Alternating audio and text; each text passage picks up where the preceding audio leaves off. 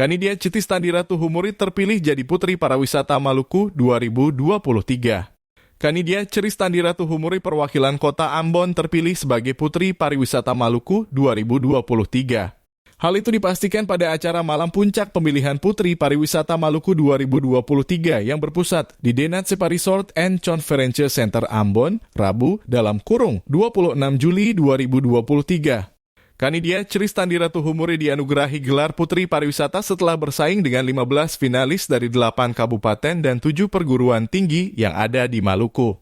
Kanidia Citistandi Ratu Humuri terpilih atas dasar penilaian juri sejak para finalis dikarantina selama 2 pekan. Karena itu Putri Pariwisata Maluku diharapkan ikut memajukan sektor pariwisata yang berkelanjutan, mendukung peningkatan investasi dalam penghijauan sektor pariwisata, sekaligus ikut memajukan pembangunan di bumi Maluku yang kita cintai.